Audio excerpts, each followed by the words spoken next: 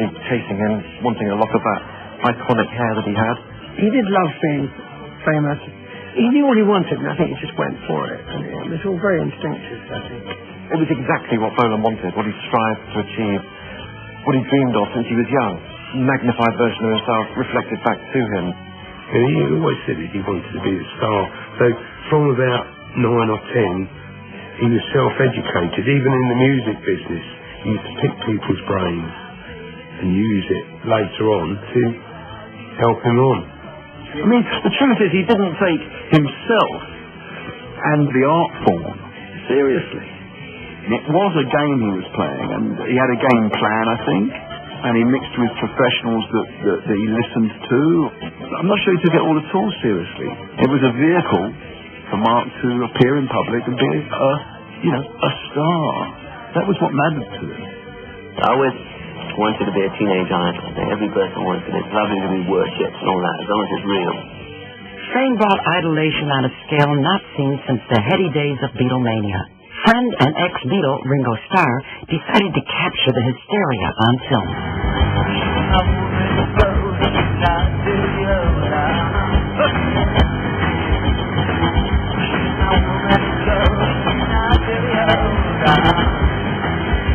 You can see clearly in the Born to Boogie film that the concerts were as unruly as Beatles concerts. People were screaming non-stop. I mean, right through the songs, right through the introductions. It was very interesting, the changing of the guard, between Beatles and T-Rex. Because there you had all these people in the audience at the Wembley Empire Pool going completely bonkers, having the time of their lives. And there, in between the crash barrier and the stage, was this chap with the beard urging on his camera crew enthusiastically. And no one really noticed him, and that was Ringo. And the Beatles had been the big cheese, and now the big fromage was Marc. So Ringo was helping him put his crown on. And that was a kind of a beautiful moment. To have a Beatle shooting Marc Bolan was for him like an ultimate accolade.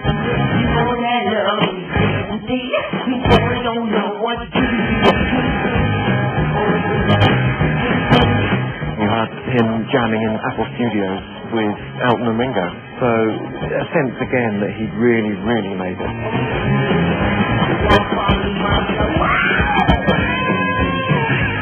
What do you attribute your success to, Marc? Playing the right music at the right time. I do think that we are good at what we do. We've been really the only real visual band to come out of England that was made music for the kids for 5 years. I think it was Marc who was really responsible for opening the door to people like Bowie as well. He really opened that door to the 70s, and he was that bridge from the 60s to the 70s, from the 60s hippieism and the kind of hippie rock to the pop of the 70s. And Marc kind of made it okay for you to like pop music.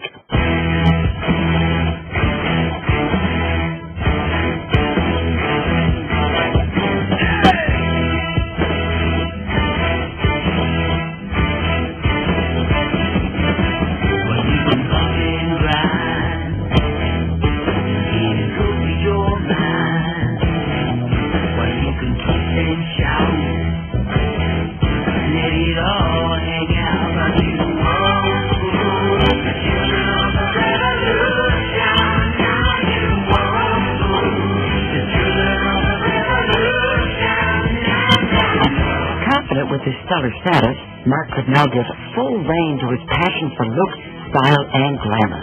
His sensational new image exploded onto the pop scene. It was light years away from the long-haired Democrat look of the 70s. And you don't dress up when you go on top of the box? No, I wear the clothes that I wear now. I wear normally. If I'm doing something like that and there's someone's dad watching, I want to get some reaction from him. Whether he thinks I'm just a little queer or a chick or just someone freaked out. One of the earlier books that Marc read was Beau Brummel, and that's where he started getting the idea of cravats, which weren't in vogue at the time we're talking about. He would design weird jackets and things like that. That's where he got the cloaks from in the early Tyrannosaurus Rex days. Marc was a peacock, completely obsessed with clothes and his look. And by 1971, Chelita Secunda, who was the ex-wife of his manager at the time, came into his life and started to, take him to different clothes shops, gave him a new kind of glam dimension to his wardrobe. Nothing could have been more glam than introducing Marc to up-and-coming fashion designer Zandra Rose. Marc was definitely a larger-than-life person, accented by being in touch with someone like Chalita, who was definitely an exotic person. She decided to come to me for me to do some of Marc's new imagery. I think that Marc was an early forerunner of the glam rock with the makeup and the way he looked and being styled in women's clothes. These were definitely distinctive and unique. These were one-of-a-kind pieces. He made it acceptable to be glamorous and to wear ambiguously sexual clothing, and he really fully embraced it. Marc Bolan was the epitome of what a rock star should look like. He wore things that were really sort of revolutionary. And of course, everybody copied him. The makeup came just for fun, really. And interesting enough, then you had people like the Stones, suddenly all, wearing eye makeup and stuff like that. And so it went beyond Marc and T-Rex and everything. It actually had a social impact. Certainly, there's been a change in England in 2 years, and we are part of the change. I mean, guys now can wear makeup. They can shout and scream.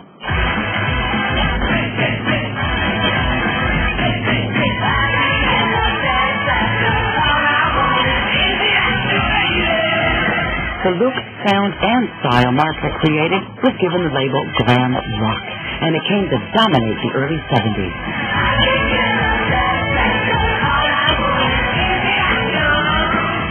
He was very, very image conscious. He was very good at marketing, regardless of how foolish he may have looked in his feather boas and high-heeled shoes and stuff.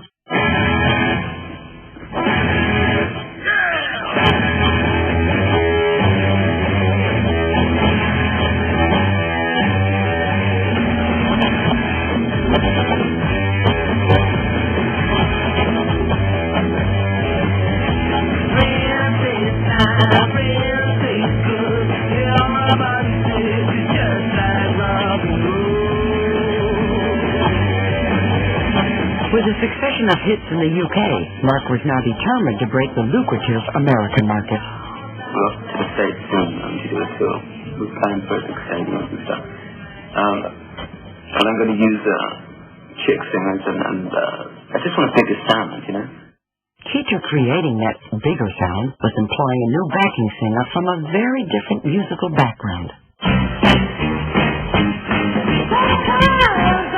Gloria Jones had a hit in 1964 with Tainted Love, but it was her work as a performer, producer, and songwriter at Motown Records that both attracted Marc and influenced his sound.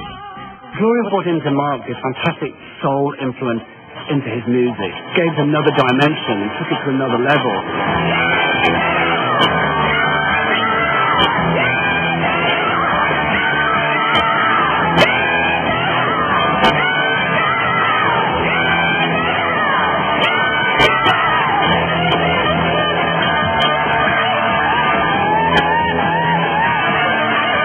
Marc had the tune, he had the talent, you brought your elements. He was creative, artistic. He was before his time.